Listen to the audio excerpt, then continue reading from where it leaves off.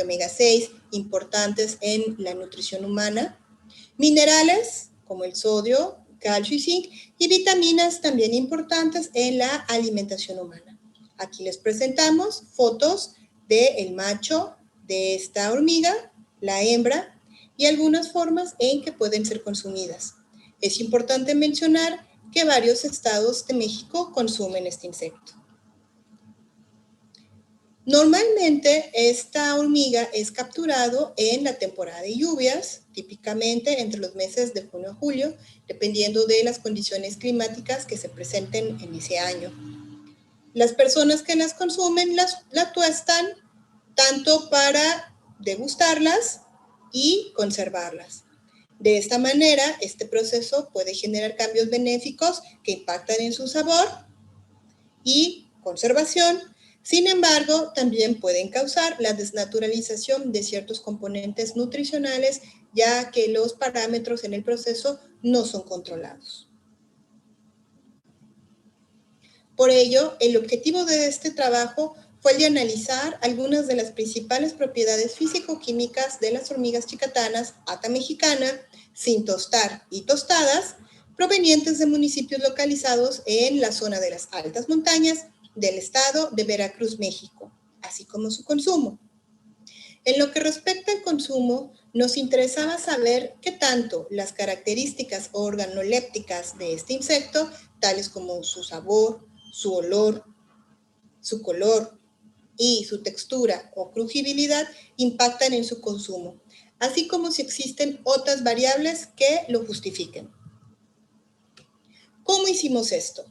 Bueno, aquí les presento un mapa en el que mostramos el estado de Veracruz y en amarillo la zona a la que pertenece, que se denomina altas montañas. Aquí en verde les mostramos las zonas en las cuales se aplicaron los cuestionarios de consumo para indagar las variables antes mencionadas. Las muestras provenían de la zona de Huatusco, Veracruz. En el caso de las cinéticas de tostado, indagamos con 10 mujeres de la zona de Huatusco antes mostradas, con el objetivo de realizar el mismo proceso artesanal con el cual se tostan las hormigas en esta zona. Para ello, les pedimos que realizaran el tostado como comúnmente lo hacen. Determinamos la temperatura superficial del instrumento en el cual se realiza este proceso, el cual fue una cazuela de barro, y encontramos que en promedio la temperatura era de 95 grados centígrados. Asimismo, la duración promedio de este proceso era de 30 minutos. Debido a que en las visitas realizadas se utilizaba una cazuela de barro y una cuchara de madera para realizar el proceso, utilizamos los mismos cuando realizamos las cinéticas de tostado. Los parámetros físico-químicos determinados fueron el contenido de humedad, de acuerdo al método AOAC de 1990, el contenido total de proteína, de acuerdo a un método Micro-Kjeldahl, el contenido de cenizas, de acuerdo a la norma ISO. La medición del color se realizó con un colorímetro Hunter Lab. El contenido total de grasas se realizó de acuerdo al método Soxhlet, y la determinación de ácidos grasos se realizó a partir de un cromatógrafo de gases de la marca Agilent. En el caso de las encuestas de consumo, preguntamos las principales razones para el consumo de este insecto y les pedimos que clasificaran características organolépticas tales como el sabor, el olor, el color y la textura o crujibilidad de este insecto, basándonos en una escala hedónica de 7 puntos. ¿Qué fue lo que encontramos? Bueno, aquí les mostramos una tabla en las cuales tenemos las principales propiedades físico-químicas determinadas en otros trabajos y los valores que encontramos en el presente estudio. Lo que nosotros observamos es que los valores que determinamos están en concordancia con lo ya encontrado en trabajos previos, encontrando una mayor similitud con los trabajos de Williams y colaboradores del 2016 y de Melo Ruiz y colaboradores en el 2011. Es importante notar que la hormiga chicatana ata mexicana posee un alto valor de proteínas. En cuanto a los ácidos grasos, encontramos dos trabajos con los cuales comparar los valores que encontrásemos. Entre ellos el de Hughes y colaboradores en 1994, quien estudió el contenido de ácidos grasos de 11 especies del orden Hymenoptera, el cual es el mismo al que pertenece ata mexicana, y un trabajo realizado por Pino y Ganguly en 2016 en el género ata. Lo que nosotros encontramos es que los ácidos grasos determinados en nuestro trabajo y Pino y Ganguly son similares, encontrando una similitud en la proporción determinada en el trabajo de Pino y Ganguly y el presente trabajo. Es interesante notar que encontramos la presencia de ácidos grasos en esta especie que no habían sido reportados anteriormente y que se encuentra una gran proporción de ácido oleico en esta especie, lo que resalta su potencial nutricional para consumo humano e inclusive consumo animal. En lo que respecta al tostado, las cinéticas de tostado revelaron una disminución significativa del contenido de humedad en función del tiempo y la temperatura superficial alcanzada por la hormiga. Esta reducción significativa de la humedad es lógica para un proceso en el cual se utilizan temperaturas altas. En el caso del cambio de color, observamos también un aumento significativo del cambio de color con respecto al tiempo, al contenido de humedad y a la temperatura superficial alcanzada por la hormiga. Es importante mencionar que este es el primer trabajo realizado del tostado de insectos. Otro aspecto relevante de los parámetros físico-químicos determinados en el presente trabajo es que el contenido total de proteínas disminuyó significativamente. El contenido de grasa aumentó significativamente y el contenido de cenizas se mantuvo sin cambios aparentes. Es importante mencionar que a pesar de que el contenido de proteínas disminuyó por el tostado, este valor es aún alto comparándosele con el de la carne, por ejemplo. En el caso de los ácidos grasos, encontramos cambios significativos en 3 de los ácidos grasos determinados, entre ellos el ácido cáprico, el ácido láurico y el ácido linolénico.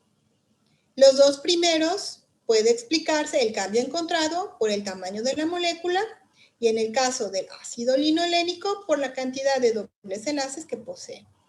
Es interesante marcar que el perfil general de ácidos grasos saturados, monoinsaturados y poliinsaturados no mostró un cambio significativo con respecto al tiempo. Asimismo, no hay un cambio significativo del ácido oleico, el cual se encuentra en mayor proporción en esta especie y que muestra también un potencial nutricional para el ser humano. En lo que respecta a las encuestas de consumo y aceptabilidad, encontramos un gran gusto por el sabor de esta hormiga, seguido por atributos como el olor y la crujibilidad, mientras que el color fue el atributo que recibió menores calificaciones. Cuando indagamos la razón principal para el consumo de este insecto en la zona que visitamos, las personas encuestadas nos respondieron en su mayoría que lo realizan por costumbre y sabor. Un menor número lo hace únicamente por costumbre o por su sabor.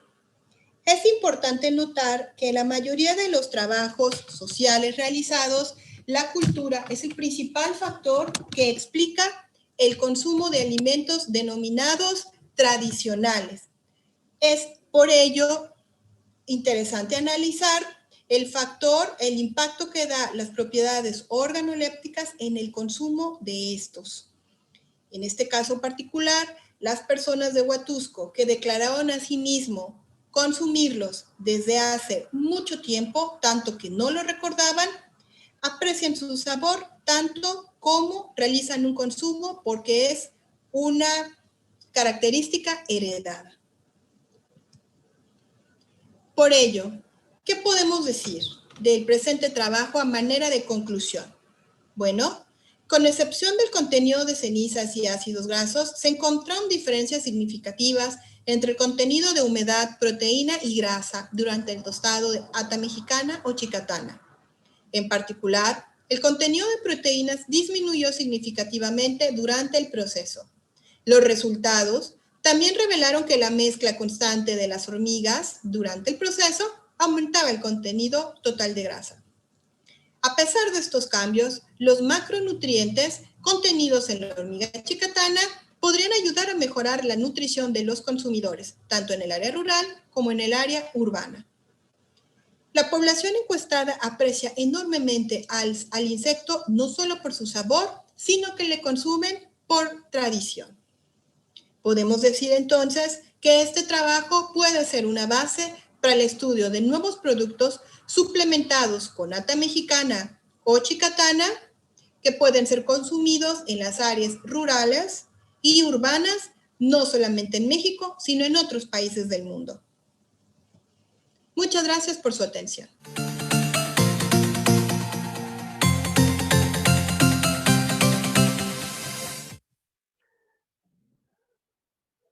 Muchas gracias al equipo de investigadores por tan interesante trabajo.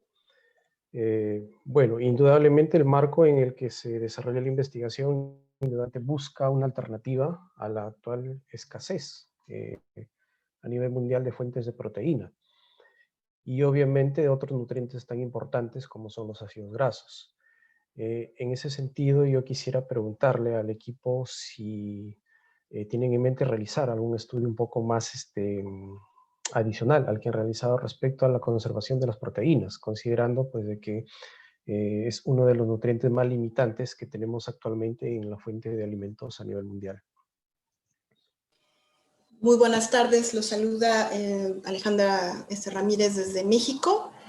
Y sí, efectivamente tenemos en vista continuar con esta investigación, entrar a características de las proteínas y algunas otras propiedades interesantes también de las hormigas. Muchas gracias, profesora. Tenemos una pregunta de nuestros panelistas. ¿Se podría obtener otro tipo de productos a partir de estas hormigas? Por ejemplo, harinas. Sí, efectivamente, uno de los objetivos que tenemos es investigar harinas que se puedan producir a partir de estos insectos. Hay que considerar el efecto que el proceso mismo puede tener sobre las propiedades de las mismas, pero si estas son altas, que es lo que esperamos, efectivamente se pueden usar para fabricar tortillas que se consumen enormemente en México y muchos otros tipos de este producto. Sería una interesante alternativa, ¿no? Dado que a veces las personas mayoritariamente como que le tienen cierto rechazo a alimentos nuevos, pero que igual pueden ser mucho más nutritivos que los tradicionales, ¿no? Por ejemplo, podrían utilizarse, como ustedes dicen, tortillas, y por qué no pensar de repente en galletas o en productos de panificación. Muchísimas gracias y felicitaciones por el trabajo. A continuación, voy a presentar a los investigadores Guadalupe Bayón Ortiz, Angélica Bello Ramírez y Guadalupe Luna Solano del Instituto Tecnológico de Orizaba en México, Alejandra Ramírez Martínez, nuevamente de la Escuela de Posgrado de Campo de Veracruz, y nuevamente la investigadora Ingrid Paniagua Martínez de la Universidad Veracruzana, quienes nos van a presentar trabajo titulado Características físico-químicas del nanche, un alimento con potencial nutracéutico. Adelante, por favor.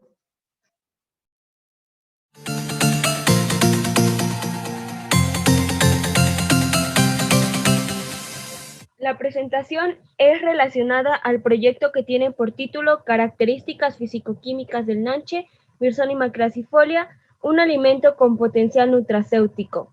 Este proyecto se realizó en el Tecnológico Nacional de México, Campus Orizaba, en colaboración de investigadores del Colegio de Posgraduados y la Universidad Veracruzana, el cual presenta una servidora, ingeniero químico Guadalupe Bayona Ortiz. Como introducción, el nanche Birsonima crassifolia pertenece a la familia de Malpighiaceae. El periodo de cosecha se realiza a finales de julio hasta principios de octubre. Se distribuye desde la República Mexicana hasta el norte de Sudamérica. Existen plantaciones comerciales en Panamá, Brasil y México.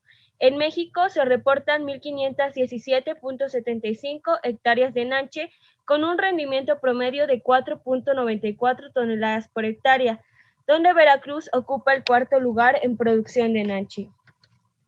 Respecto a la composición química y usos, el nanche está constituido básicamente de una semilla que es ligeramente ovalada y muy rígida, una pulpa que es más o menos pastosa y una cáscara que es muy suave. Tiene un valor bajo respecto a algunas vitaminas, sin embargo, tiene un contenido elevado de vitamina C de hasta 7.27 miligramos, según lo reportado por Medina Torres y colaboradores en el 2015, y unos compuestos activos como carotenos y flavonoides. Respecto a los usos, el nanche es consumido principalmente en fresco para fabricar algunos postres y como bebida alcohólica. También se ha reportado que el nanche tiene usos farmacológicos, pues el fruto puede tratar enfermedades gastrointestinales y respiratorias. Hoy en día, la venta de alimentos congelados está aumentando a escala mundial debido a que la congelación permite conservar la calidad de los alimentos durante un tiempo prolongado.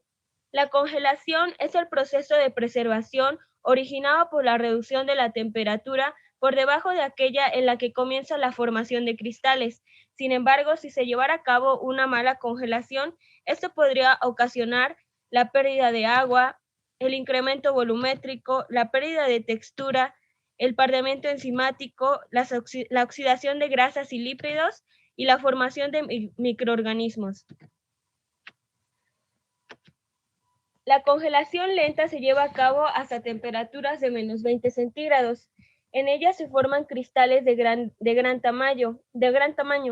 En la congelación de alimentos frescos se debe eliminar el calor generado por la respiración metabólica, el calor latente de congelación y el calor latente de otros componentes de los alimentos. Existen algunos trabajos ya reportados sobre el nanche y el proceso de congelación de frutas. Entre ellos, Moreno y colaboradores en el 2016 estudiaron el valor agregado del nanche y encontraron un alto contenido de vitamina C y carotenos.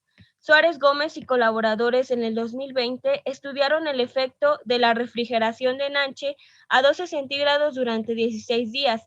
Reportaron el aumento de azúcares totales y carotenos y la disminución de ácido ascórbico y compuestos fenólicos. Como justificación, el nanche, Birsonima crassifolia, un alimento con potencial nutracéutico, con alto contenido de vitamina C y compuestos bioactivos que benefician la salud, ha sido un fruto tropical limitado debido a que solo es conocido a nivel local y regional. También es un fruto muy susceptible a los daños mecánicos durante su cosecha y traslado porque posee una cáscara finamente delgada y suave. Hoy en día no se ha estudiado como tal un proceso de preservación como la congelación convencional que podría alargar su vida de anaquel sin perjudicar sus propiedades físicas y químicas. Debido a que no se ha estudiado como tal un proceso de preservación para este fruto tropical como lo es la congelación convencional y tampoco se han estudiado a fondo las propiedades fisicoquímicas de este fruto, el objetivo general es evaluar las características fisicoquímicas del nanche fresco y el efecto del proceso de congelación convencional. La metodología general se llevó a cabo la selección y limpieza del proceso del nanche, posteriormente el análisis fisicoquímico de la muestra fresca, posteriormente se acondicionó la muestra para llevar a cabo el proceso de congelación convencional a una temperatura de menos 15 centígrados donde se analizó la muestra congelada y se obtuvo el producto congelado. En la selección y acondicionamiento del nanche se llevó a cabo el lavado y secado del nanche, posteriormente la selección y la separación y determinación del porciento de pulpa, cáscara y porciento de semilla. Finalmente se realizó el pesado y empaquetado de las muestras de nanche. Respecto al análisis físico-químico, se realizó para la muestra fresca. Se determinó la humedad y sólidos totales utilizando una termobalanza de halógeno marca OAUS. Se determinó la actividad de agua en un medidor de actividad de agua marca Aqualab. Para la determinación de cenizas se utilizó un método en seco que es el más común para los alimentos, utilizando una mufla marca Thermoline. Este proceso se realizó a 500 centígrados durante 2 horas. Posteriormente se determinó el valor de cenizas con la ecuación número 1. Finalmente, se hizo un análisis de color utilizando un colorímetro Miniscan XE Plus para obtener los parámetros A, B y luminosidad, y se determinaron los parámetros de cromaticidad y ángulo de matiz con la ecuación número 2 y la ecuación número 3 respectivamente. Para el proceso de congelación lenta y curva de evolución, se utilizó un experimento cualitativo 2x2 con una temperatura de -15 centígrados, 2 presentaciones, pulpa y entero, y 2 genotipos, amarillo y rojo. Se utilizó un congelador convencional que va desde los 0 centígrados hasta -20 centígrados. La curva de pérdida de peso se llevó a cabo con la evaluación de la diferencia de peso como se muestra en la ecuación 4, y la curva de incremento de volumen se obtuvo con la medición del diámetro y se determinó el incremento de volumen con la ecuación 5. Como resultados, la tabla 2 nos muestra la composición ponderal, densidad, diámetro del nanche. Se puede observar que la densidad, el diámetro y la composición ponderal fueron similares para ambos genotipos de nanche. Respecto a la composición ponderal, se obtuvieron resultados muy similares para ambos genotipos. Ambos genotipos presentan un contenido mayor del 85% de pulpa cáscara, lo cual lo hace importante para su consumo, procesamiento, exportación y comercialización. En la tabla 3 se presentan las propiedades físico-químicas para nanche amarillo, el cual es de mayor cultivo y consumo. Los valores de actividad de agua mayores a 0.9 y de humedad mayores al 85% indicaron que el nanche es un fruto muy perecedero. También se observa que el contenido de sólidos totales fue menor al 14%, lo cual indicó una baja presencia de materia orgánica e inorgánica en el fruto y una alta concentración de agua. El valor de cenizas, menor a 0.7%, mostró un bajo contenido de materia inorgánica. También se muestran los parámetros de color para nanche amarillo, donde en el epicarpio el parámetro L de luminosidad, el cual su valor indica claridad y brillo, tuvo un valor de 30.91 en la cáscara, indicando un color muy poco claro debido a que no supera los valores de 80. El parámetro A en el espacio de color indica rojo para valores positivos y verde para valores negativos. Se situó en el eje positivo ligeramente rojizo. El parámetro B indica amarillo para valores positivos y azul para valores negativos. De igual forma, se situó en el eje positivo. De acuerdo a la escala de Cielab, con los resultados se obtiene que el epicarpio es amarillo ligeramente rojizo, poco claro. Usando la escala de Cielach, la cual se basa en coordenadas polares, se obtuvo el parámetro de cromaticidad, que indica lo llamativo o apagado de un color, y el matiz o ángulo de tinte, que es la percepción del color expresado en grados. Estos valores nos ubicaron en el cuadrante positivo y el epicarpio tomó un color amarillo ligeramente rojizo con un color apagado. Los resultados para el mesocarpio indicaron que el parámetro de luminosidad tuvo un valor de 40.76, poco más claro que la cáscara. Sin embargo, tampoco rebasó los valores de 80. El valor de A fue negativo, lo cual indicó un ligero verdor. El valor de B fue positivo, dando un color amarillo crema. Por lo tanto, según la escala de CIELAB, el mesocarpio tuvo un color amarillo crema poco claro con un ligero verdor. El valor de cromaticidad indicó un color no tan llamativo y sin viveza, y el valor de matiz fue de 100 grados, el cual nos situó en el cuadrante 2, amarillo-verde. Por lo tanto, de acuerdo a la escala de CIELAB, el color de la pulpa es amarillo ligeramente con un verdor y un color no tan llamativo. En la figura 16 se muestra la variación del incremento de volumen del nanche entero amarillo y rojo durante el proceso de congelación lenta, donde el incremento de volumen tuvo un ligero incremento durante los primeros 5 días. Para ambos genotipos de nanche, permaneciendo estables durante los 30 días posteriores. También se observó que el nanche rojo presentó un mayor incremento durante el proceso de congelación convencional que el genotipo amarillo. Sin embargo, físicamente se pudo observar que este ligero incremento en el volumen no afectó la superficie del nanche debido a que no se presentaron grietas significativas en el epicarpio. En la figura 17 se muestra la variación de la pérdida de peso durante el proceso de congelación lenta a una temperatura de congelación de menos 15 centígrados en un tiempo máximo de 30 días. Como podemos observar, la pérdida de peso fue menor al 0.52%. En los 4 experimentos estudiados, también se puede observar que los valores ligeramente mayores se presentaron en el fruto entero y en los primeros 5 días de almacenamiento. Finalmente, la figura 18 muestra la evolución de la apariencia del genotipo amarillo entero durante su congelación lenta. Para los 30 días de almacenamiento, se observó que no hubo variación en su color. De la misma manera ocurrió con el genotipo rojo. Al paso de los días, el nanche no tuvo variación en su color. En la figura 20 se muestra la evolución del color del nanche amarillo en pulpa durante su congelación. Este se comportó de igual forma, pues tampoco tuvo un cambio significativo en el color. Y lo mismo ocurrió con la pulpa del genotipo rojo. Como se puede observar, durante los 30 días de almacenamiento, el color permaneció constante y no ocurrió un cambio de color significativo. Como conclusión, los dos genotipos de nanche presentaron características fisicoquímicas muy similares.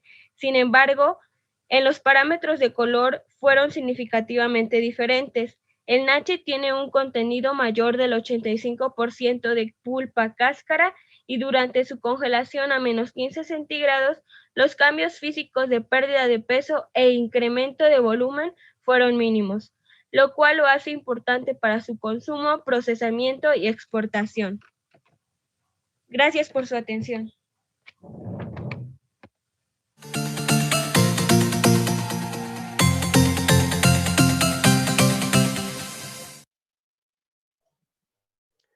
Muchas gracias por el trabajo, bastante interesante, sobre todo en la actualidad, pues donde se relaciona el consumo de muchos alimentos, especialmente aquellos alimentos con un contenido considerable de compuestos bioactivos, sobre todo pensado en ayudar a mejorar el estado de salud, pero a partir de los denominados alimentos funcionales. Al no tener preguntas sobre el tema, voy a dar la bienvenida al siguiente trabajo. El equipo conformado por los investigadores Andrés Rodríguez Castillo, Heiner Bob Vidal y Judith Roldán Rodríguez, todos de la Universidad Nacional de Trujillo, con su trabajo titulado Laguna Sausacocha, un recurso altandino clave en el desarrollo de la región La Libertad. Adelante, por favor.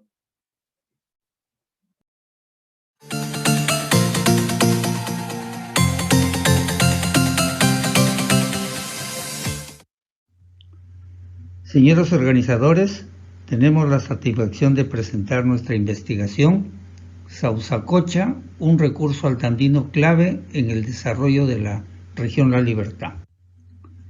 Como introducción diremos que en las lagunas altoandinas el clima es seco, con temperaturas extremas y grandes precipitaciones. Además de su gran valor escénico, estos humedales son de alto interés científico, en particular a nivel regional, porque pueden ser utilizados para monitorear cambios climáticos globales. Las lagunas altoandinas son ecosistemas complejos y muy frágiles asociados a causas naturales, por ejemplo las sequías, y antrópicas, como agricultura y minería no sostenible, pastoreo excesivo, que nos proporcionan bienes y servicios ambientales, el capital natural, y que es necesario vigilarlos permanentemente en beneficio de las generaciones futuras. Es importante mencionar que la laguna altoandina Sausacocha juega un rol vital en el desarrollo de la cuenca alta del río Marañón, así como de otros sistemas hidrográficos, ya que sus aguas fluyen hacia la cuenca del Amazonas y finalmente a la vertiente del Atlántico.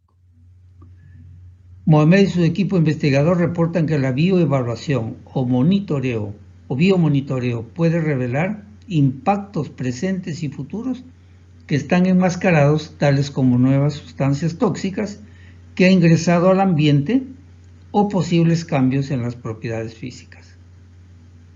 Los lagos y lagunas son considerados centinelas del cambio climático, ya que responden rápidamente a modificaciones en radiación solar, precipitación, viento, hidrología, según Guzmán Arias y su equipo investigador.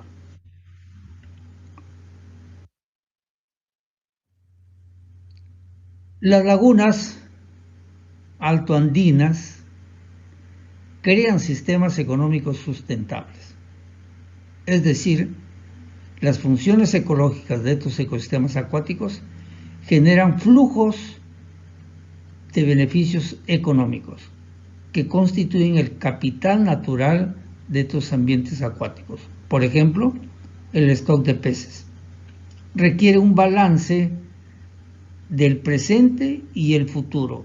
En el presente, el consumo actual y su conservación, y el futuro a través del desarrollo sustentable. Asimismo, los ecosistemas acuáticos deben tener un valor monetario. Caso contrario, se infravalora, lo que va a conducir a un deterioro del recurso acuático. Al valorar económicamente el recurso, los visitantes van a expresar su disposición a pagar, lo que va a constituir una herramienta vital en las decisiones políticas de los gobernantes o autoridades. Nuestro objetivo es explicar que la laguna Sausacocha constituye un recurso clave en el desarrollo de la región La Libertad. Geográficamente, la laguna está ubicada en Perú, departamento de La Libertad, provincia de Sánchez Carrión. Esta laguna altoandina pertenece al distrito de Huamachuco, a una altitud de 3.200 metros sobre el nivel del mar, un área de 172 hectáreas con una profundidad máxima de 12 metros y perteneciente a la cuenca hidrográfica Alto Marañón. En materiales y métodos vemos al equipo investigador con miembros de la comunidad y resaltando la embarcación inflable Zodiac. Para realizar el muestreo se establecieron dos estaciones, una en la orilla, cerca de la desembocadura, y otra en el centro. Esto según lo indicado en el Decreto Supremo número 015-2015 del Ministerio del Ambiente. Acá vemos en la imagen los dos puntos de muestreo, tanto en la orilla como en el centro. Los equipos de muestreo utilizados en los monitoreos son, por ejemplo, el multiparamétrico marca Hatch, una botella Van Dor, el disco de Secchi, termómetro digital, una red estándar y una red Survey. En los monitoreos nos acompañaron estudiantes de la Escuela Profesional de Biología Pesquera, quienes iniciaron sus prácticas preprofesionales a través de esta investigación. Una vista del muestreo tanto en la estación centro como en la zona litoral, monitoreando los macroinvertebrados. Otra vista en la estación centro, específicamente en la jaula flotante donde se crían las truchas arcoíris. En uno de los monitoreos tuvimos el acompañamiento del Dr. P.D. Wayne de la Universidad de Utah, Estados Unidos, quien nos alcanzó importantes recomendaciones para realizar nuestra investigación. Resultados y discusión.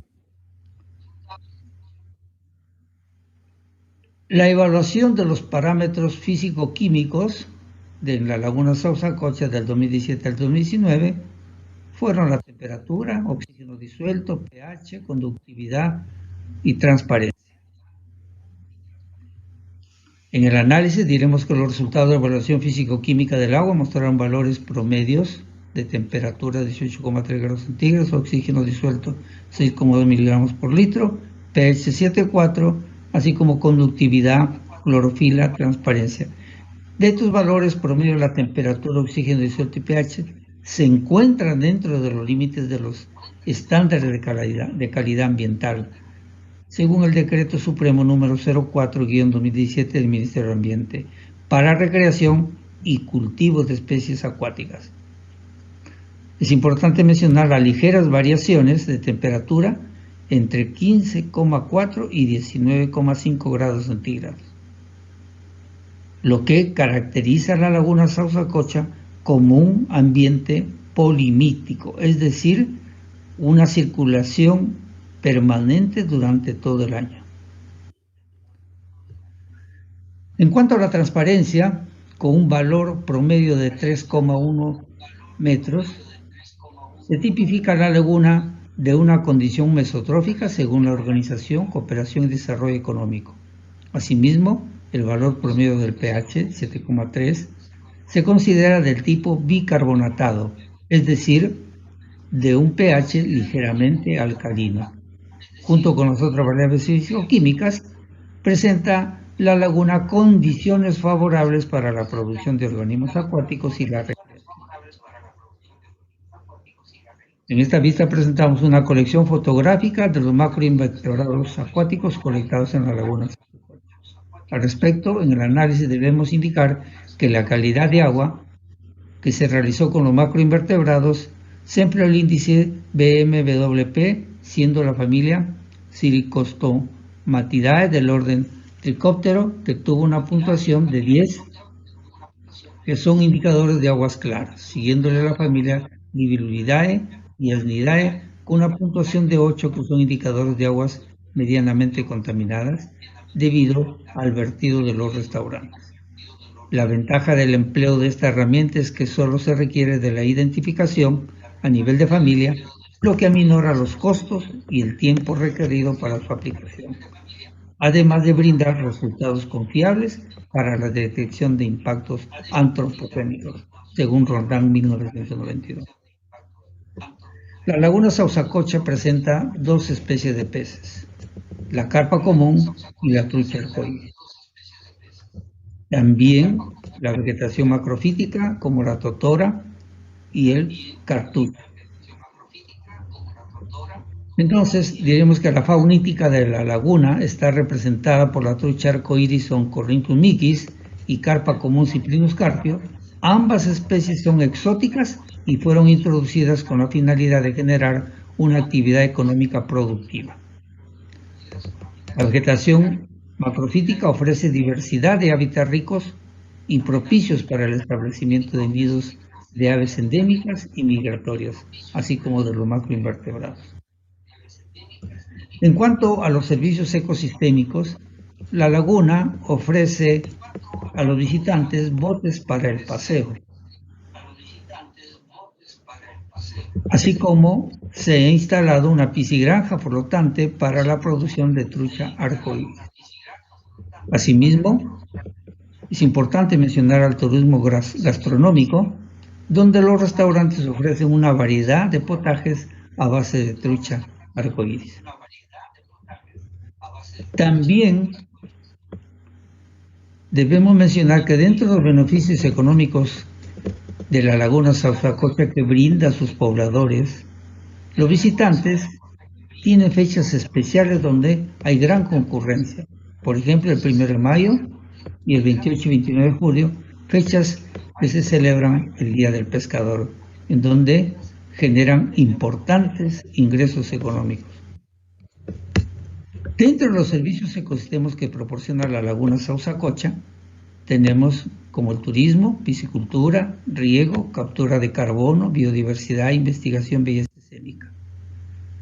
Entonces, la valoración económica que se utilizó, el método de valoración contingente, se tuvo en cuenta que el total promedio de visitas en la laguna fue de 40.000, siendo los meses de verano de abril a octubre los más visitados. Entonces, el valor anual de disfrute de la laguna fue de 1.124.340. Una preguntita, Juan Carlos. Estaba leyendo los requisitos para postular en Cano. También mencionamos que los visitantes están dispuestos a pagar entre 1 y 50 nuevos soles por el disfrute de estos servicios ecosistémicos. Una actividad importante fue la sensibilización ambiental a los estudiantes de la institución educativa de Sausacocha, donde participaron activamente en el monitoreo de los macroinvertebrados. Al respecto, Espejel y Flores reportan que la escuela en su labor pedagógica debe poner en contacto al estudiante con el medio natural y los problemas ambientales de su escuela o comunidad, es decir, ofrecerle la experiencia a través de una serie de actividades encaminadas a la conservación del entorno. Al respecto, se debe resaltar que en las actividades de campo, los escolares de la institución ejecutiva Sausacocha tuvieron gran habilidad en la selección de los especímenes de macroinvertebrados que los estudiantes universitarios que nos acompañaron en dicha actividad. Esta estrategia de acción permitió que los estudiantes no solo valoren su laguna, sino también sientan la satisfacción de realizar acciones ambientales para conservar su ambiente acuático. Como conclusiones, diremos que la laguna Sausacocha, según sus características físico-químicas, presentan condiciones para la recreación y producción de trucha de acuerdo a los estándares de calidad ambiental para lagos y lagunas. Las características biológicas para macroinvertebrados nos indican que las familias encontradas son indicadores de aguas claras y medianamente contaminadas por los vertidos que realizan los restaurantes. También los estudiantes tuvieron la importante iniciativa de valorar su laguna y sentir la satisfacción de realizar acciones ambientales para conservar su ambiente acuático. Finalmente, los visitantes a este importante recurso acuático están dispuestos a pagar entre 1 y 50 nuevos soles. Acá tenemos las referencias bibliográficas para esta presentación. Y finalmente, decirles gracias UPN por darnos la oportunidad de presentar nuestra investigación.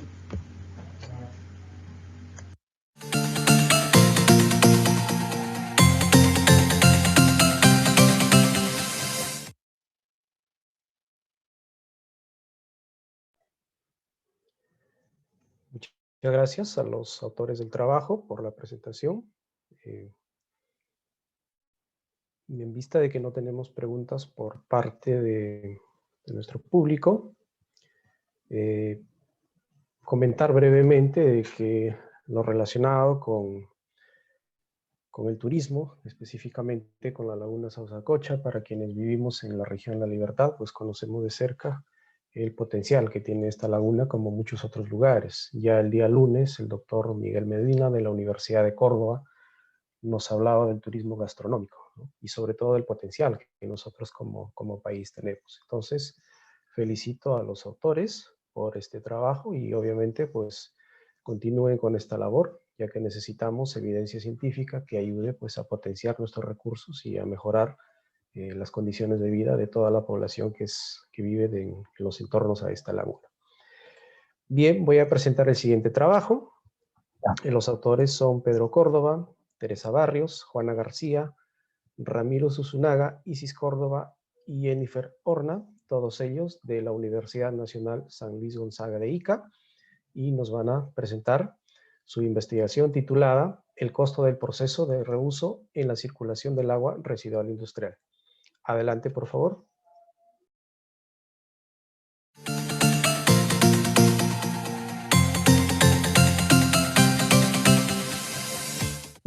Buenas noches, estimados organizadores del primer Congreso Internacional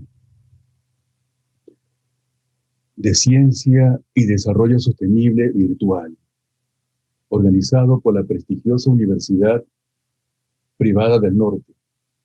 Plácenos a nosotros el altísimo honor de estar presentes en este maravilloso evento con el tema recirculación del agua residual industrial en el costo de reuso del proceso, que está a cargo del equipo que se presenta de la Universidad San Luis Gonzaga de Ica, de investigadores, del doctor Pedro Córdoba Mendoza, la doctora Teresa Oriele Barrio Mendoza, la doctora Juana Antonina García Espinosa, el doctor Ramiro Susunaga Morales, la magíster Isis Cristel Córdoba Barrios y la estudiante Jennifer Horna Chamochumbi, quien gustosamente aprovechamos este maravilloso evento en el cual permite participar con un tema de actualidad y que es parte de la problemática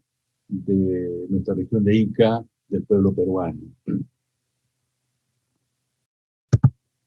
En base a lo que hemos mencionado, el contexto en el cual nos anima a presentar nuestro trabajo de investigación está en base a la introducción, en la cual hablaremos de la realidad problemática, antecedentes, bases teóricas, justificación, y entre los materiales y métodos tocaremos el área de estudio en la cual fue focalizada la investigación, puntos también de monitoreo, y esto nos lleva a la investigación, con los cuales concluimos en cuanto a materiales y métodos, un análisis estadístico que nos lleva a los resultados y discusión, con sus conclusiones. Cuando hablamos del siglo XXI, que orienta hacia la mejora continua, tocamos a un investigador que se llama Albert Toffer, en la cual él hablaba sobre la tercera ola, y mencionaba ya a finales del siglo XX y principios del siglo XXI acerca de un profético y futurística cambio de tecnologías y sociales. Se refería pues a la investigación y a la creatividad e innovación, que es parte justamente de la Ley 3220, en la cual nos habla sobre la calidad básica de la educación y que está en base en la investigación. En ella, pues, las Naciones Unidas mencionan sobre 17 Objetivos de Desarrollo Sostenible, que abordan mayores retos a la humanidad desde una perspectiva global y transversal, futurista hacia el año 2030.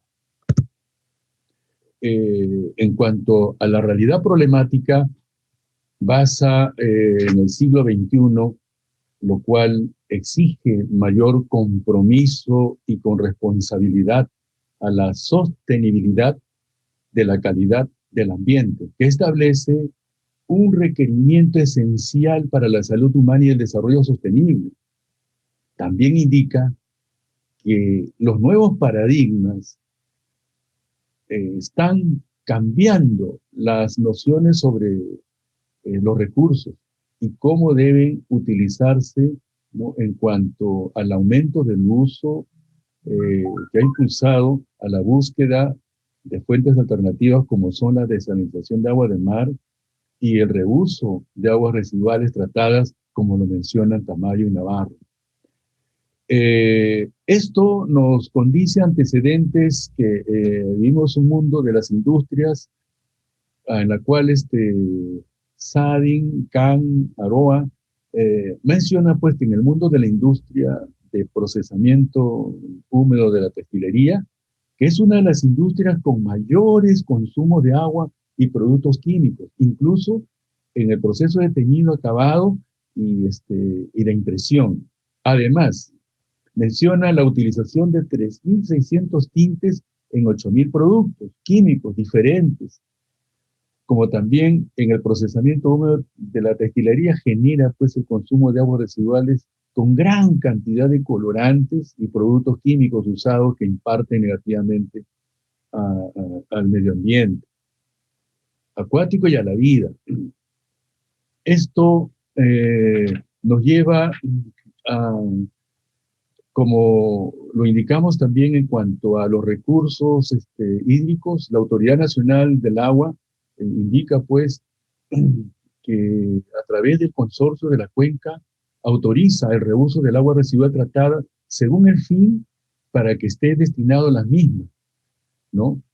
Porque esto explica que la escasez de aguas naturales aprovechables es cada vez mayor debido a la creciente demografía y urbanización y los cambios climáticos, como en el caso sucede en nuestro pueblo de Ica. Hay un crecimiento exponencial de la población y las lagunas de oxidación han quedado pues pequeñas y hay un problema en cuanto a la carga de las aguas residuales, ¿no? Y esto motiva la justificación de nuestro estudio, pues el objeto de la investigación fue evaluar la recirculación del agua residual y su influencia en el costo de reuso del proceso como consecuencia del estudio de investigación que al aplicar el análisis estadístico en base al monitoreo realizado en las fechas programadas, en coordinación con la empresa, se hizo necesaria la aplicación del software de procesamiento MATLAB.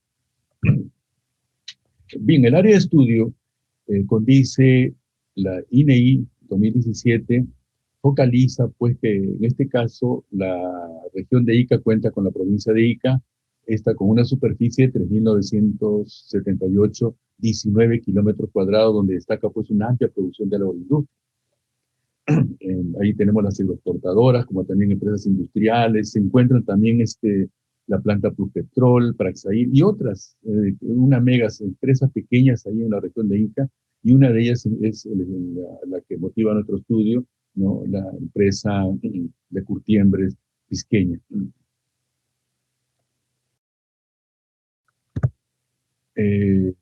Puntos de monitoreo. Bueno, tomamos como puntos de monitoreo, según la UTM, donde es E01, pues nos indica básicamente que ese es el abastecimiento del agua, y en el punto E02 está la planta de tratamiento en sí, ¿no? Y como punto E03 es la planta de descarga a un cuerpo receptor, en este caso al alcantarillado, ¿no?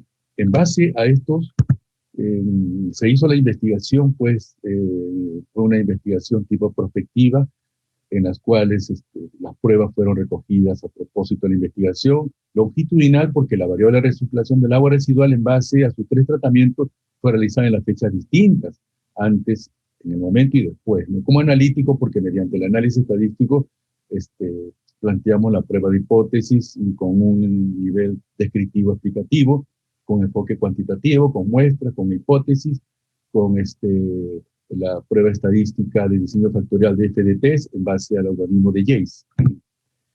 Esto nos hizo plantearnos un diagrama en el cual focaliza, en la imagen que vemos, vamos a considerar, los datos que están ahí son de nivel intermedio de 67.5% como porcentaje de reciclo, o 0.675, y esto motiva tener una carga de retiro, una carga de retiro básica en la planta de tratamiento, en la cual hemos denominado porcentaje de retiro, como también en el porcentaje de la carga de retiro de descarga en la fuente. En base a estos 3 tratamientos es que hemos fundamentado nuestro estudio de investigación, ¿no? Como aquí lo tenemos, los datos de recirculación fueron tomados en fechas distintas, el 14 del 10 2020, el 17 del 11 2020, como el 15, ¿no? En ellas tenemos las características tanto de las concentraciones como la carga en el proceso, y su concentración en el proceso, la carga de pérdida, como también la carga másica, y la carga de descarga en el efluente. Esto motivó a plantearnos un diseño factorial SDP es base al algoritmo de Yale, ¿no? Donde la variable dependiente Ya pasó bien. Ya. consideró 27 más 15, ¿cuánto es? en base a tres 27 más tratamientos. son 42. Estamos en 42. La carga de retiro de descarga, el cuerpo receptor y la variable dependiente eran los costos de reuso del proceso. Una vez que hemos diseñado, esto se cargó al software MATLAB y nos ha permitido definir tres niveles, el nivel medio, el inferior y el superior. Con esos tres niveles focalizamos nosotros el número de combinaciones experimentales, ¿no? Que le hemos llamado las combinaciones principales, que son del 1 al 8, las mismas cargas, por ejemplo, tenemos ahí el porcentaje de ciclo como X1, la carga de descarga en la planta de tratamiento X2 y la carga de descarga en cuerpos receptores como X3 y sus combinaciones. Esto nos generó la varianza de tratamiento principal, ¿no? Datos que los vamos a llevar a los siguientes cuadros. Esto también había que desarrollar el algoritmo de Yates en cuanto a las combinaciones experimentales adicionales. Esto nos generó en cuanto a un promedio de 4,6857 como costo de promedio, y se hizo la relación del costo menos el costo de promedio, dándonos un valor de 1.349 como la relación del promedio al cuadrado, generándonos un dato de 0.2448 como error de tratamiento de varianzas en el tratamiento adicional, ¿no? Con esta relación nos ha permitido encontrar, con la tabla anterior, encontrar el grado de confianza para cada una de las combinaciones principales, encontrando que para X1, ¿no? En relación al grado de confianza 95% de 5,99, relacionado con 5,78, 42, en relación del grado de confianza principal con el grado de relación de los errores de tratamiento, ¿no? Para cada uno de los tratamientos, donde encontramos que X1, X2 y X1, X2 son los más influyentes, ¿no? Mientras que los otros no son influyentes. Y esto nos permite tener los resultados y su discusión en cuanto a la prueba de hipótesis al 95% en relación funcional, ¿no? De que F, la función para el porcentaje de reciclo en la planta de tratamiento, se asumió que para la 2, para 0.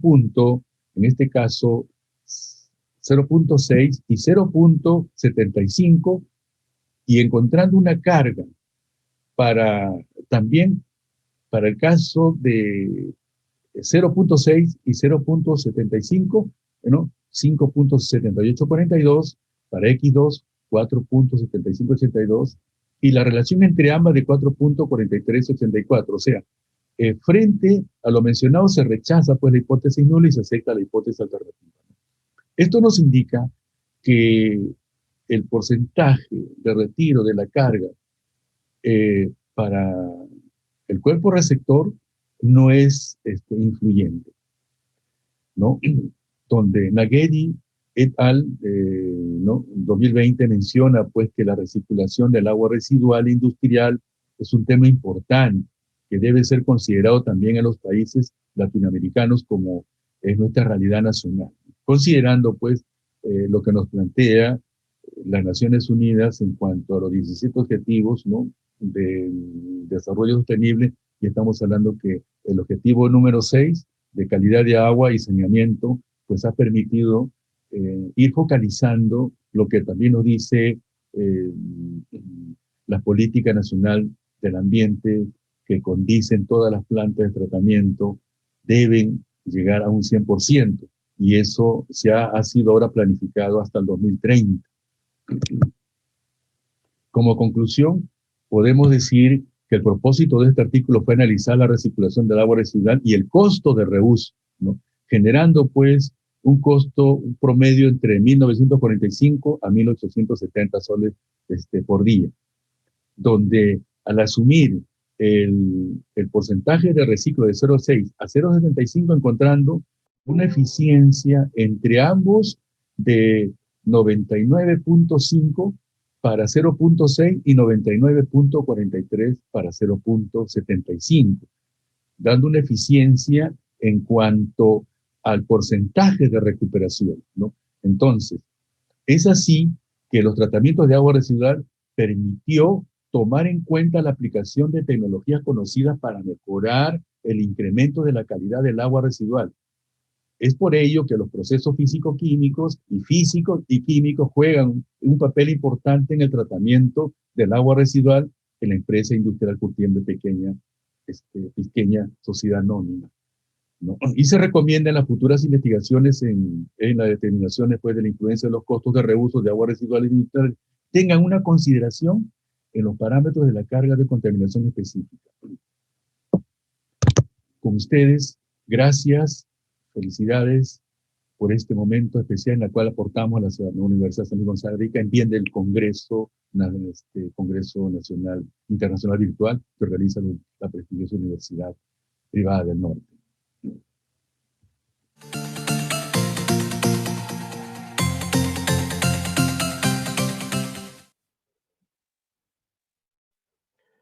Muchas gracias al profesor Córdoba y a su equipo por tan importante aporte.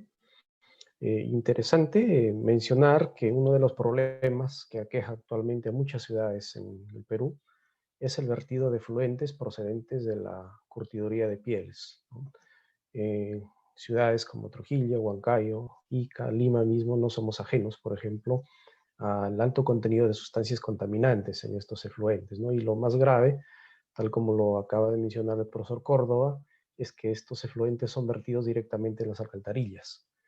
Y a través de esas alcantarillas pues pueden alcanzar ríos, pueden alcanzar el mar y obviamente a través de un ciclo biológico, pues muchos de los organismos vivos que crecen en estos medios pueden llegar a como a ser fuente de nuestros alimentos. Entonces toda tecnología que conlleve a reducir el impacto de estos efluentes siempre será bienvenida y sobre todo aquellas tecnologías que son de bajo costo, como es el enfoque que le han dado en este importante estudio. Bien, vamos a pasar a la siguiente ponencia, a cargo del profesor Ricardo Villena, de la Escuela de Ingeniería Industrial de la Universidad Privada del Norte. Su trabajo titulado Facilitadores en cadenas de suministros ágiles en pymes peruanas. Adelante, por favor.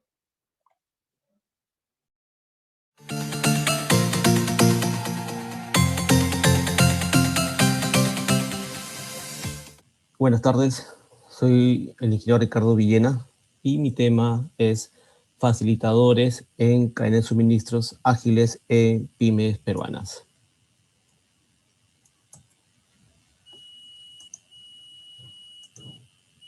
Ok, para empezar la exposición vamos a definir lo que es cadena de suministro. Se define como cadena de suministro a toda gestión, para la redundancia, que se tiene para llevar desde un proveedor hacia el cliente final. Puede ser proveedor de proveedores hasta el cliente final. Es la gestión con la finalidad de minimizar costos, maximizar utilidades y darle sostenibilidad a la organización. Actualmente vivimos ambientes totalmente volátiles, de mucha incertidumbre y de ambiguos. Y es donde la cadena de suministro cumple un rol muy importante, dado que estamos en entornos económicos inciertos y cambiantes. Y las empresas es muy indispensable que cuenten que cuenten con cadena, que tengan la habilidad de sobreponerse, o sea, tener la resiliencia para poder solayar ese tipo de problemática que enfrentan actualmente las empresas. Antes de continuar con nuestro tema de investigación, voy a definir algunos conceptos que están en mi material, que son los sistemas Lean. Definamos lo que es Lean. Lean viene a ser un sistema de producción que se originó en la fábrica Toyota en los años 60 y 70 con la finalidad de producir en masa, pero a menores costos y siendo digamos, productos que no tengan tantos errores en el sistema de producción, etc. eso fue una respuesta hacia el mercado americano, donde había productos mucho más pomposos, de mayor rendimiento, es decir, con mayor cantidad de combustible, y donde el mercado americano era muy fuerte o reticente a los productos Toyota. Toyota, entonces, aprovechando lo que es la crisis del petróleo de los 70, introduce hacia el mercado americano productos mucho más económicos y mucho más rendidor con respecto a la competencia americana. Y eso le permitió tener productos competitivos en costos. Partió de Lean Thinking y terminó lo que es en Lean Manufacturing. El Lean Manufacturing está diseñada para productos de alta, digamos, de alta rotación, o sea, una producción en masa y destinada con el objetivo de reducir la mudas o los desperdicios. Sin embargo, en los años 80 y 90, como producto de la globalización, se comenzó a crear nichos de mercados específicos y la producción en masa ya no era tanto así. Entonces, surge una nueva forma de gestionar, que es la agilidad. La agilidad está destinada con el objetivo de tener una producción en cantidades mucho más pequeñas, pero en un ambiente totalmente hostiles, ¿ok? Así fue creada y viene a ser también la interrelación o la interfase entre la parte de la academia y el sector productivo, dado que está muy relacionada con la mejora de las eficiencias y un aumento intensivo de la tecnología. Luego surge lo que es la liabilidad o Ágil. ¿Qué es el Ágil? El Ágil viene a ser la intersección entre el Lean y el Ágil, sabiendo que algunas veces no cumplen funciones iguales, pero sin embargo tienen intersección entre ellas. El Lean está diseñada a reducir las mermas o desperdicios en producciones en masa y el Ágil en producciones mucho más pequeñas, en producciones customizadas. Hay una intersección con la finalidad de producir organizaciones que sean rápidas en entornos volátiles, cambiantes, hostiles, y a la vez tengan la capacidad de reducir la mayor cantidad de desperdicio. Y esa intersección se puede dar, como muestra la investigación de Lofty y Zihari en el 2018, a través de la flexibilidad, la entrega y el costos, donde la parte Lean y la parte ágil se interceden entre ellos, la flexibilidad en la entrega y los costos, más no en el tiempo de recuperación, en el recovery, donde el recovery de una producción mucho más grande, una empresa grande, es menor a una empresa que está diseñada o está trabajada con lo ágil. Para realizar la investigación he desarrollado un cuadro donde se identifican los facilitadores, los enablers y con los factores, apoyándome en las referencias bibliográficas de papers en revistas indexadas, tratando de obtener la información entre el año 2015 hasta el año 2021. Sin embargo, hay algunas investigaciones que tengo en 2014, pero la idea era tener la mayor cantidad de información en ese periodo en revistas indexadas. Los facilitadores que encontré son responsabilidad de la gerencia, es decir, un nivel netamente estratégico, la gerencia de manufactura, el enfoque al cliente, el cambio tecnológico, la terciarización. Los trabajadores, un tema muy importante, que son la base de todos los sistemas de paradigmas de producción, tales como Lean o lo que es ágil.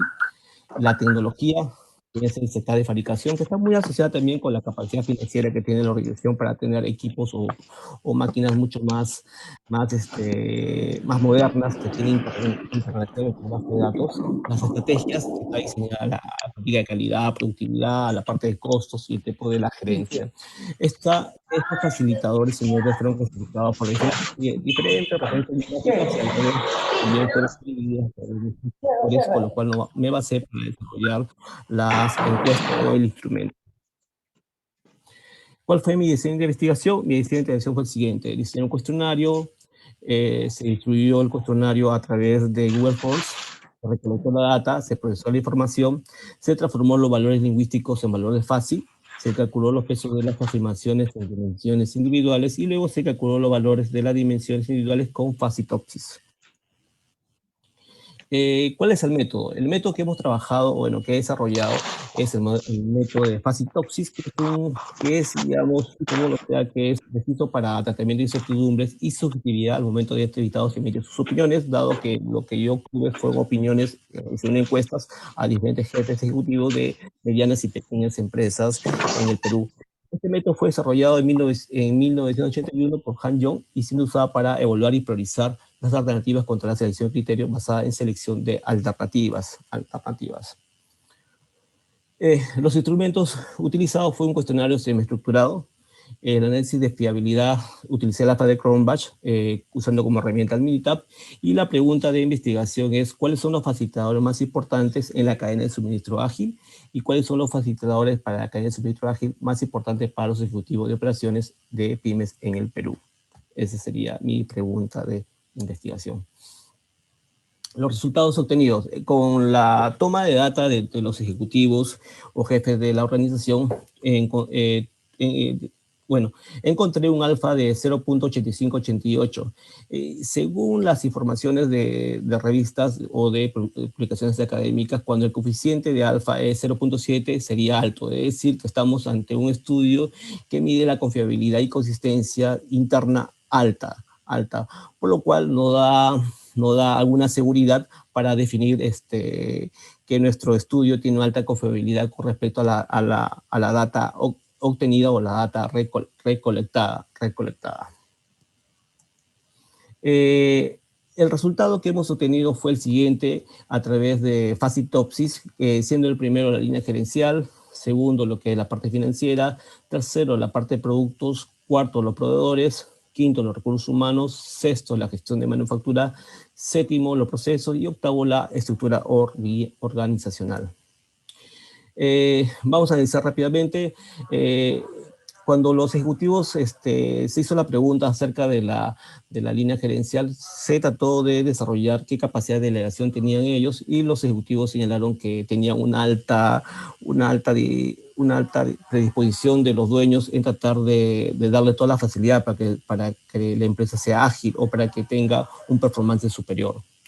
Una segunda facilitadores que consideran importantes es la parte de la capacidad financiera. Los ejecutivos señalaron que las empresas tienen la capacidad financiera para poder impulsar proyectos de agilidad, pero a la vez también puede ser ambivalente. Ya lo tocaré cuando hagamos la parte de discusión, dado que la empresa prioriza mucho la parte financiera. Con respecto al tercer punto que se halló en la priorización, es la parte de los productos. En este caso, los ejecutivos señalan que su producto tiene una alta posibilidad de cambio, que son dinámicos, que pueden ser innovadores y a la vez que tienen el soporte de la gerencia en hacer cambios para que el mercado pueda satisfacerlo. En el cuarto lugar de priorización señalaron los proveedores. Sin embargo, ahí hay que señalar que algunas empresas son tan pequeñas que no pueden necesariamente alinear a sus proveedores dentro de una cadena de suministro para que esta sea ágil, pero lo que señalaron ellos que tenían proveedores proclives a que hagan cambios o digamos, se adecúen las demandas, se adecúen los pronósticos para que puedan tener cadenas de suministros ágiles. En el quinto punto, que también es un tema de investigación, es el recurso humano, sabiendo que el recurso humano es una parte importante de todos los procesos ágiles, pero ellos pusieron un quinto punto, los recursos humanos al momento de hacer su priorización. Y está netamente involucrada relacionada con involucramiento que tienen ellos en la organización. Ellos señalaron como punto quinto, es decir, que no está muy involucrado como ellos quisieran, que menos quisieran. El sexto punto está destinado a la gestión de la manufactura. Acá sí ellos señalaron un sexto punto. Otra palabra lo que nos quiere decir es que las organizaciones todavía carecen de sistemas o métodos que hagan más rápida la gestión de la manufactura, que la hagan mucho más precisa, tal vez relacionarse con su proveedor dentro de una cadena de suministros ágil, y puede ser, digamos, un punto para mejoras en el proceso más adelante. En el séptimo punto, detallan los procesos y la estructura organizacional, es decir, que sus procesos no es tan flexible como ellos quisieran, pero sin embargo consideran que es una oportunidad de mejora. Bueno, como conclusiones, analizando tanto la parte de los primeros factores que fueron priorizados por los ejecutivos, la primera es un nivel gerencial. Sin embargo, estamos viendo que la parte de capacidad financiera y la parte de los productos estamos desarrollando un tema de corto plazo. Es decir, que los ejecutivos que fueron seleccionados, que fueron encuestados en el proceso de toma de data, señalan que la parte de corto plazo, la parte financiera es importante, pero a la vez es ambivalente, porque un proceso de implementación o un proceso de llevar una empresa normal, una empresa que no tiene mayores paradigmas de producción, a una empresa ágil requiere tiempo, requiere inversión, requiere capacitación, pero ellos consideran que hay una priorización de la capacidad financiera. Sin embargo, a una etapa inicial, eso no genera beneficios financieros o beneficios en producción, salvo que tengamos la tecnología. Inicialmente requiere mucho tiempo de capacitación, sobre todo en la parte humana, para que luego eso se traduce en una mayor participación, una mayor agresividad que pueda tener en el mercado. Lo que queda en claro es que se está priorizando mucho la parte financiera, pero la parte que lo soporta, tanto los procesos y las personas, está en el último nivel de impacto hacia que las organizaciones sean más competitivas y sean ágiles. Eso sería una conclusión que se ha detallado, aunque digamos hay que analizar que tal vez los ejecutivos no estén viendo a lo que es el ágil, sino que piensan que su organización lo es porque hacen algunos procesos algunos procesos de manera mucho más rápida. Sin embargo, la agilidad no va por ese lado. La agilidad va por la capacidad que tiene una organización como un todo, como una filosofía para reaccionar a mercados cambiantes o a estructuras de costos, a estructuras de producción totalmente diferentes año por año, tal como pasa en la actualidad con nuestros sistemas económicos. ¿Cuáles serían las limitaciones y las futuras investigaciones? Es que los factores y los diferentes análisis fueron realizados en época pre-COVID, es decir, que la data fue desarrollado, fue captado en los años 2019, 2020, 2019, 2018, cuando no estábamos en un entorno COVID, y esto va a continuar por los próximos años. Pero sí, los estudios sí fueron desarrollados en el mes de noviembre y diciembre del año 2020, es decir, los ejecutivos ya estaban en un entorno COVID, ya estaban pasando, pero tal vez hay un traslape entre los factores con respecto a los resultados que ellos esperan obtener. ¿Ok? Esto sería, digamos, una limitación y una futura punto de que en el futuro se puede desarrollar. Agradeciendo su atención, muchas gracias.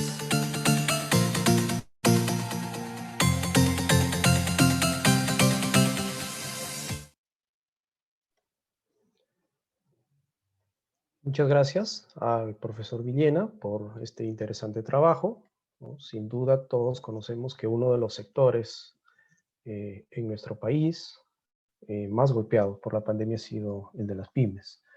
Entonces la generación de evidencia científica como el presente trabajo contribuye siempre a identificar, a saber cuál es la situación del sector y sobre todo sirve como base para proponer estrategias que permitan una mayor dinamización de este sector y sobre todo pues que permita que al empresario involucrado en las pymes pueda generar mayor rentabilidad, pueda generar una mejora en sus ingresos y obviamente eso va a repercutir en la economía nacional, muy golpeada, por cierto, por esta terrible pandemia.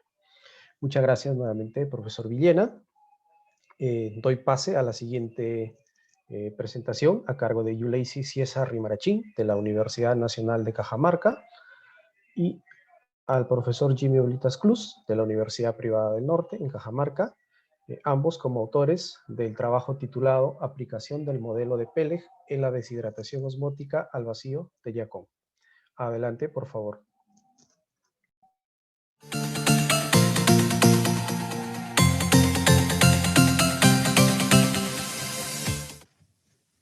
Buen día con todos, soy Yuleisi Ciesa Rimarachín, estudiante de la Universidad Nacional de Cajamarca, y en esta oportunidad voy a exponer la investigación titulada Aplicación del modelo de Peleg en la deshidratación osmótica al vacío de Yacón.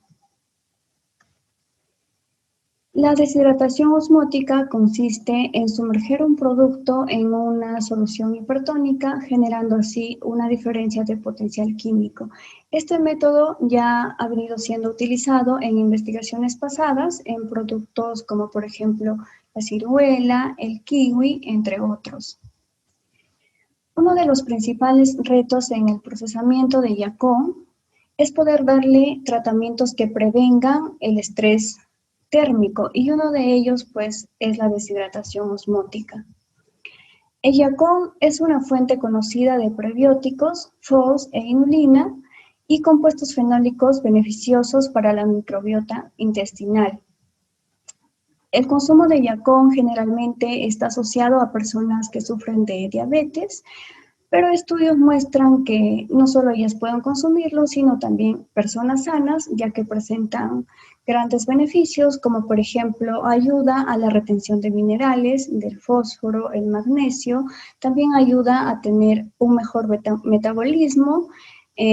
Por otro lado, también algunas investigaciones muestran que el consumo de yacón ayuda a calmar la ansiedad de que tenemos muchas personas, ¿no? de comer mucho, y por ende pues a prevenir enfermedades que hoy en día son muy comunes en la sociedad, como el sobrepeso y la obesidad. Es por eso pues que la presente investigación tuvo como objetivo evaluar la cinética de secado y ver la influencia de parámetros como la concentración del soluto, presión y temperatura aplicado en el proceso de deshidratación osmótica. Como parte de los materiales y métodos, tenemos la muestra. El yacón se obtuvo del Distrito de Jesús, de Cajamarca.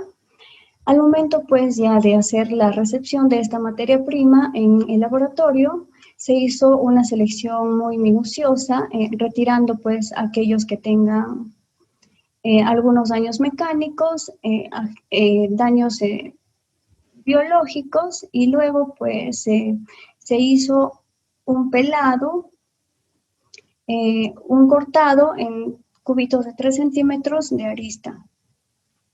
El proceso de deshidratación osmótica se realizó en el laboratorio utilizando un deshidratador acondicionado.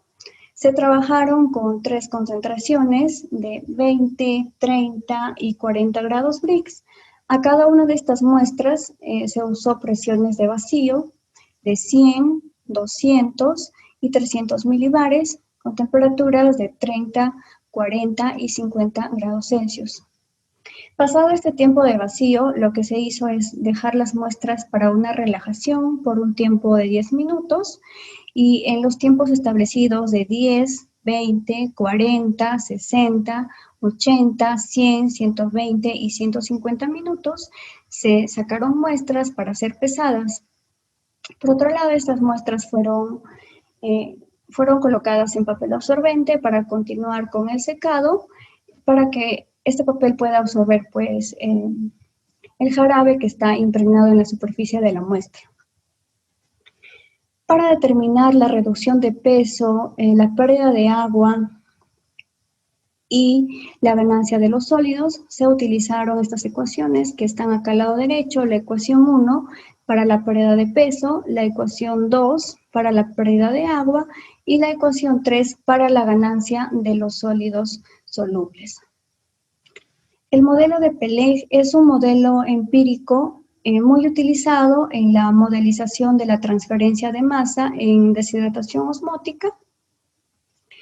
Acá al costado derecho podemos ver en la ecuación 4 que esta ecuación está representando el modelo de Peleg. En la ecuación 5 ya está un poco más reordenado, donde MT viene a ser el contenido de humedad expresado en base seca en el tiempo, K1 la constante de velocidad de Peleg y K2 la constante de capacidad de Peleg.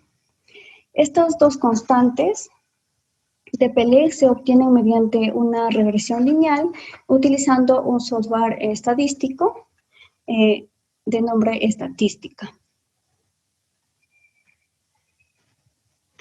Como parte de los resultados, acá tenemos las gráficas de evaluación del efecto de los parámetros del proceso de pérdida de agua y la ganancia de los sólidos. Se muestra el gráfico de Pareto estandarizado, donde se observa que las variables evaluadas como tiempo, concentración, presión y temperatura tienen un efecto significativo en la pérdida de agua en los cubos de Yacón.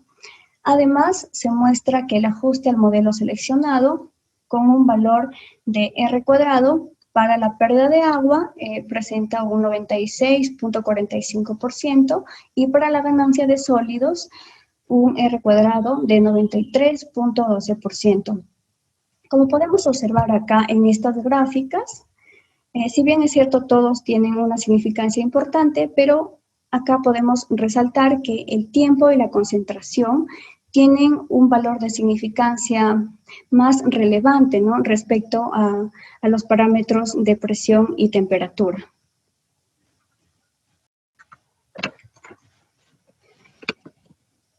En temas tecnológicos es importante observar pues que los agentes osmóticos siempre resultan siendo un parámetro principal para la deshidratación osmótica y para la inclusión de los sólidos en la matriz de los alimentos. Se utilizó el método de superficie de respuesta para evaluar el efecto de los parámetros del proceso de la pérdida de agua y la ganancia de los sólidos. Realizando una observación más precisa en la ganancia de sólidos, muestra un efecto lineal en el tiempo, mientras que los demás parámetros muestran efectos cuadráticos, como un aumento conforme la temperatura aumenta o una reducción a mayor presión de vacío aplicada. El comportamiento cuadrático que muestra estas pruebas de Yacón puede deberse a cambios estructurales generados, ya que son causados pues porque existe una mayor migración de agua y una ganancia de azúcar en la superficie de la muestra durante los primeros minutos de impregnación. Estos cambios produjeron a la compactación de la superficie, lo que produjo pues a una pérdida de agua y por ende a una ganancia de sólidos más lenta. Es importante también tener en cuenta acá que algunos estudios mencionan pues que este comportamiento se debe a una plasmólisis en las células, ya que se deforman y colapsan, contrayendo así los espacios intercelulares.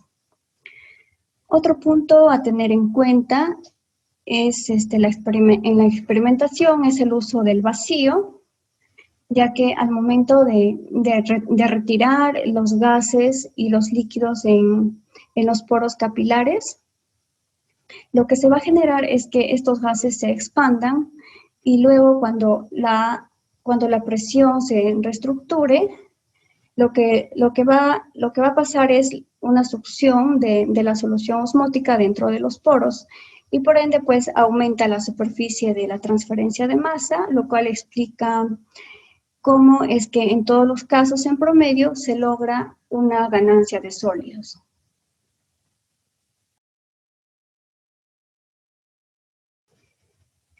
Acá tenemos el modelado del proceso de pérdida de humedad. La constante de velocidad de Peleg, K1 relaciona con la velocidad de desorción al principio, mientras que la constante de capacidad de Peleg, K2, se refiere al contenido de humedad mínimo alcanzable. Los parámetros de temperatura, presión de vacío y concentración se estimaron mediante una regresión lineal, como se muestran en estas figuras.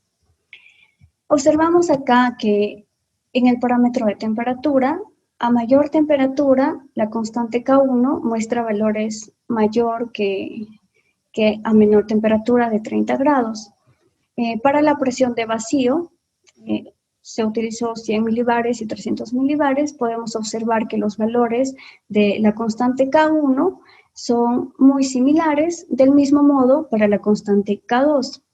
En el parámetro de la concentración se observa 20 grados Brix y 40 grados Brix.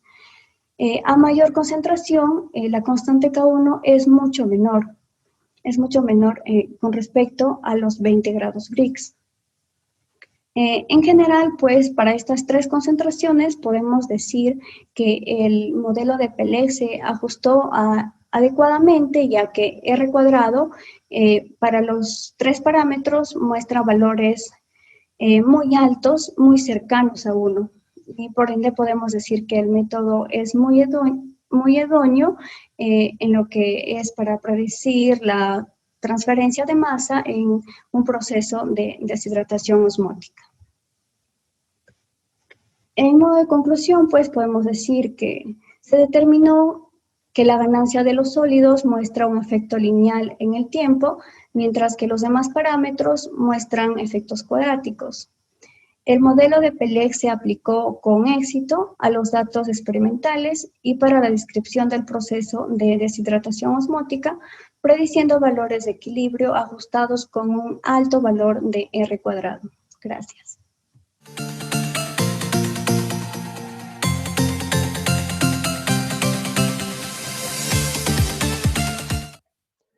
Muchas gracias a los investigadores por este importante aporte.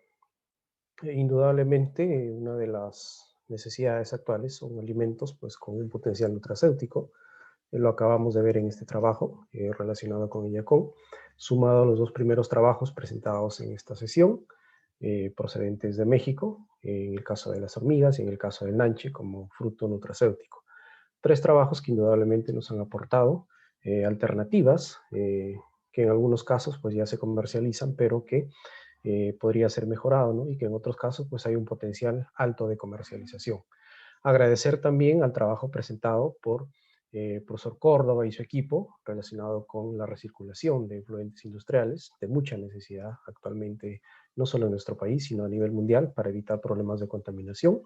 Agradecer el trabajo del profesor Villena relacionado con las pymes, como ya lo mencioné hace un momento, uno de los sectores más golpeados por la pandemia, ¿no? Y que necesita, pues, indudablemente evidencia científica que permita mejorar y dinamizar este importante sector que ocupa un alto porcentaje de la población en nuestro país. Agradecer al trabajo de los investigadores de la Universidad Nacional de Trujillo con el trabajo realizado en la laguna de Sausacocha. Un potencial turístico muy alto para esta laguna, muy necesario para la región La Libertad y para el país. Indudablemente, gracias a todos ustedes por estos importantes trabajos. Me despido de ustedes, no sin antes mencionarles que a partir de las 3 de la tarde tendremos 3 nuevas ponencias magistrales. La primera a cargo del doctor Enrique Castro Camus, del Centro de Investigaciones en Óptica de México, y del doctor Jimmy Olitas Cruz, de la Universidad Privada del Norte. Ambos nos van a hablar de una nueva tecnología que está irrumpiendo en el análisis de alimentos, en el control de calidad de procesos en alimentos, que es la espectroscopía en terahercios. Asimismo, mencionarles que a partir de las 4:30 de la tarde vamos a retransmitir la ponencia del doctor Mario Bazán Borja, de la Dirección de Políticas y Programas de CTI de CONCITEC. Esta ponencia la presentamos el día de ayer, pero nuevamente la vamos a transmitir considerando la importancia de los resultados que él nos ha mostrado, ¿no? Para conocer cuál es la situación actual en la CTI peruana y sobre todo de los nuevos programas que viene preparando CONCITEC para incentivar, para impulsar el crecimiento de la actividad investigadora en nuestro país. Por mi parte ha sido todo, agradezco a todos ustedes su presencia y los esperamos nuevamente a las 3 de la tarde. Gracias.